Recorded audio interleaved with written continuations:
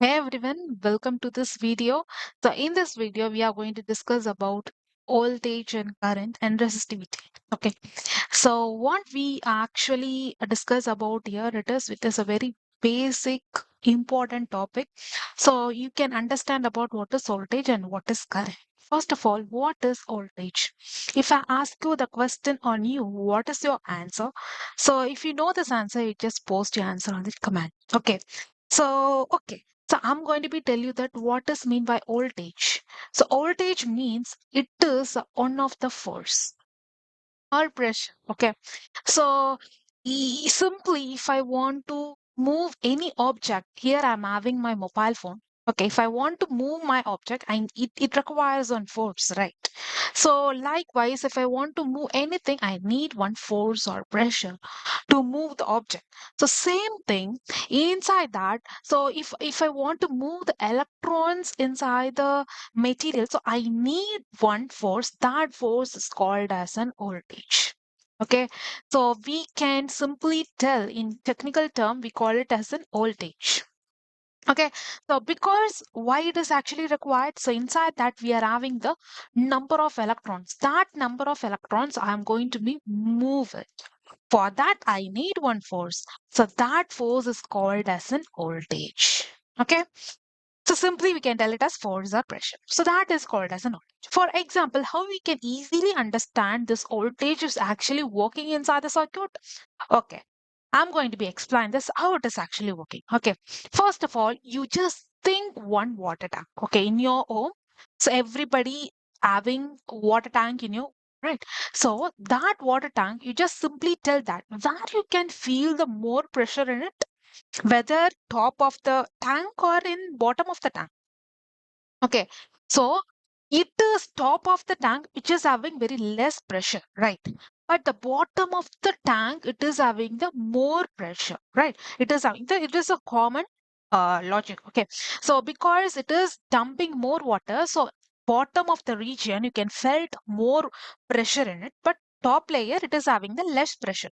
So how we can make it combine this. So pressure increases with depth region because of the weight of the water above that point. Okay, so we can easily recognizing where we can feel the more pressure. Okay, so we that's for you just understand what is pressure and how where you can feel the more pressure in it. Okay, so after that, what it actually going to be happens. So whenever the pressure is get, you can feel the pressure. You just this is a water tank. Inside the water tank, you can have the lot of water in it. So here you have the more pressure. Here it is having the high pressure, and here you have the low pressure, right? So this through this high pressure, the through the pipe, the water can flow. Okay. So now you can going to consider this water is your current. Okay. This water tank which making the pressure is voltage, and through that, the wire is going to be considered as a resistance. Okay. The thing is, you just simply see this concept, how this tank, water tank, which is making the pressure, and through that pipe, how the water is flowing, and how depends on the pipe size, the water will be flow, right? So if you are having the big size of pipe, if you are having the big size of pipe, the water will be flows. The quantity of water will be high. If your water pipe is less, the quantity of water will be less. So it depends on that. It will be works. But in this scenario, this is how you're going to be understand. So higher voltage, which sends more pressure, stronger push. Okay, so this is what you're going to be understand. So how you can be measure the potential pressure, that means voltage.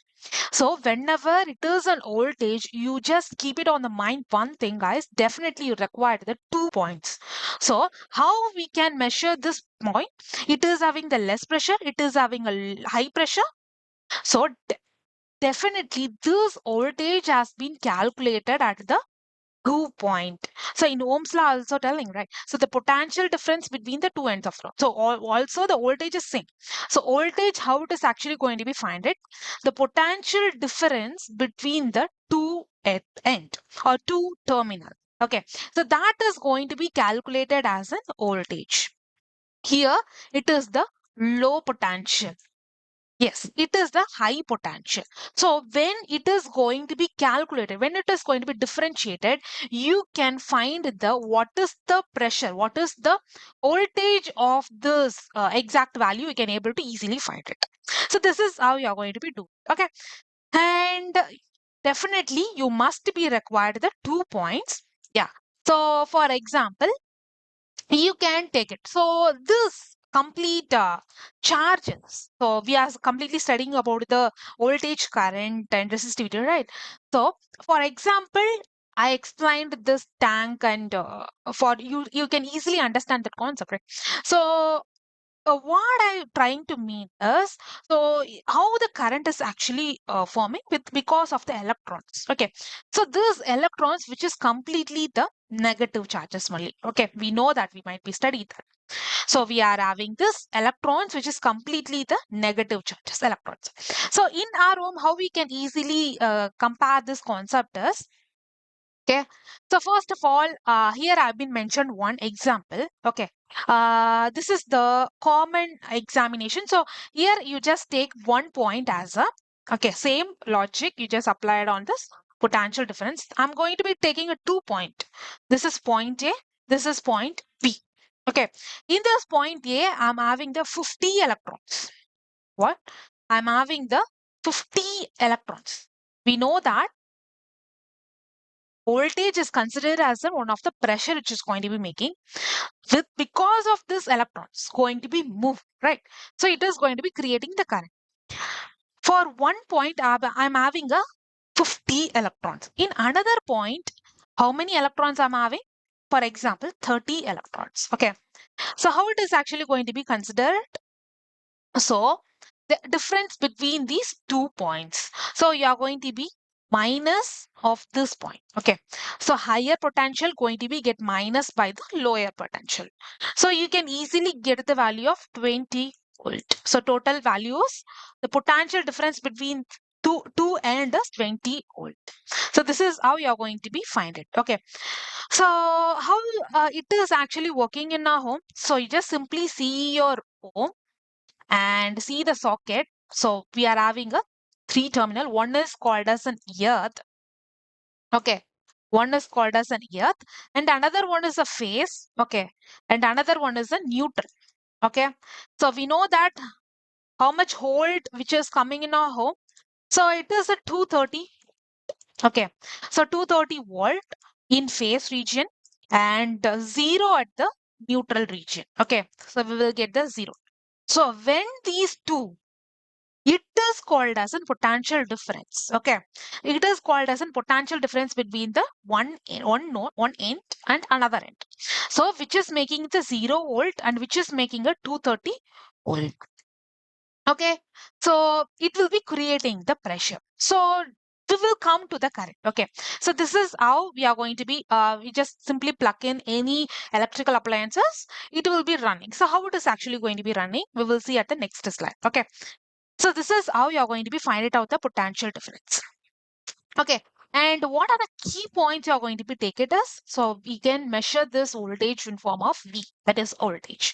And the unit, it's volts. It is going to be considered as an volts. Okay. So it is also going to be called as a potential difference or electromotive force. Okay. So, and it is going to be definitely measured by 2 points. So example points, and wherever we call it this voltage in battery, how much voltage capacity it is having 1.5 5 volt, and the phone batteries. So wherever we are going to be using this volt, because it all are going to be producing some pressure force to giving a moving the charges. Okay, so that's the important key takeaway point you are going to be remember on this voltage. Okay, and then current. So it is very important thing, one of the important parameter. Okay, first of all, we will see this current. Okay, what is current? how it is actually generating the current means it is completely the flow of electrons. Okay, you just consider one wire or conductor, any region you're going to be consider it. Inside that, you are having the electrons. Okay, so yeah, the electrons will be flow. So this is how you just simply consider electrons will be arranged like this. Okay, it is not going to be moved. Okay, here I'm just providing the pressure. Okay, one is the 230 and another one is a 0 volt. Okay, here I've started to creating the pressure. So this time the electrons will be started to move. We can able to see that the electrons will be started to move, flows each other. Okay, so when it is started to move, so it will be started to move, that means the collision going to be happens, right? So because this electron will be hitting this and this electron will be hit this, so likewise it will be started to hitting each other. At the time it will be create the current. So this is how the current is going to be created. When the electrons, this electron, you just keep it in the mind, is completely the negative charges only. Okay, this negative charges one another, it is started to hitting each other, it will be creating the current. This is how the current is actually going to be creating. So important thing you're going to be remember on this concept is always the electrons will be started to move from low lower potential to the higher potential. Okay, so it will be started to move from low to high. The conversion current, that means the actual current will be started to move from high to low. So electrons will be started to lower region to the higher region. That means lower potential to the higher potential. But the conversional current will be started to move from high to low potential. So we must be heard this point, right? So what the current will be flows from higher region to the lower region, higher potential to the lower potential. The thing is the electrons will flow towards this. So that's what the current conversion current will be started moves like this. Okay, so it will be started to hitting each other. It will be creating the current. That current started to move towards like this. Okay, this is the actual current we are going to be using in the home appliances. So next important thing is movement of charges. It is going to be creating the currents. Okay, and yes, so very important thing you're going to be remember on your mind is the current actually flows in the closed circuit. Okay, here we can take an example. Okay, so current will always moves in a closed circuit. So we can take our electrical socket. Okay, you just see this one. It is having a three nodes. Fun is here, we already explained, and phase and neutral. Okay. So for how much voltage which is coming in a home, we know that it is a 230 volt. Okay. So this 230 volt, which is can't directly applied, so it is going to be regulating. So some of the appliances is get regulated. So we will discuss all the topics in upcoming videos. Okay. So the thing is, you just simply connected with two wires. Okay, for example, you just take a fan. Okay, so the fan wire, it is contained the two pins. One is you're going to be connected with the phase, another one you're going to be connected on the neutral. Okay, it's zero. So you just see that it is going to be connected. Your fan is get connected. Okay, so you just simply see this one. It is the closed circuit. Now it has the closed circuit. Okay, how it is actually going to be working? So when you are going to be switch on, okay, it will be started to the voltage will be comes and the electrons will be started to move. So how this electrons will be started to move? So the electrons will be go from the lower potential to the higher potential. Okay, and this conversional current will be started to generated. So this conversional current will started to move. So this is how it will be moved, and that current which is helps to rotate this fan. So this current which is helps to rotate this fan. Okay, we are just applying this current, so it will be rotating. Okay, so this is how it is going to be actually working current and closed circuit. You just simply see this one. Okay, how it is actually arranged: phase, some electrical appliances, and neutral. So now we just consider it as a closed circuit. Okay. So through this phase, because the electrons move towards this and the current will be started to move, and it will be started to move the electrical appliances, and it will be again comes to the neutron. Sorry, neutral. Okay. The thing is, so this is how you're going to be consider phase and electrical appliances neutral. Okay. So from lower potential to the higher potential, the electrons will be started to move. At the time, the conversional current will be started from phase, electrical appliances, neutral. So it will be make it as zero. Okay. So electrons will be started to move towards this direction. Okay. The simple thing. And yes, the flow of electrons, which is called as an, you just simply understand how the water molecules will be moves from one end to the another end. So that's how it is actually going to be flow. So the amount of flowing per second is like a current. So same thing you're going to be consider. So this is your electrical appliances. How you are going to be calculating the current? We are going to be use the term is called as an amp. Okay. So we just use this term as an ampere. Oh, so amp, we simply call it as an amp, right? So in this scenario, this is your electrical appliances. You just understand here they just given like the amount of water flowing per second is like a current. That's the same thing. Amount of charges which is eating this electrical appliances per second. How much number of electrons which is hitting this electrical appliance? Because first the lower potential to higher potential, the electrons will be flow, right? Then only the current will be moves in the conversional region. At the time, okay, how many number of electrons, which is passing the appliances, that is called as considered as an amp. That many number of electrons which is passing the electrical appliances per second. Okay, so how many number of electrons which is passing the electrical appliances per second, that is going to be considered as an amp value. Okay, that is considered as an amp value. You just simply see this. Okay, I'm going to be show you that. Okay, so the electrons flows through this wire. It is creating the electricity that is called as in current. Okay, current is going to be measures how many number of electrons flows past the point each second. So that's particular point. How many number of electrons it's getting passing. Okay, so that is going to be considered as a current.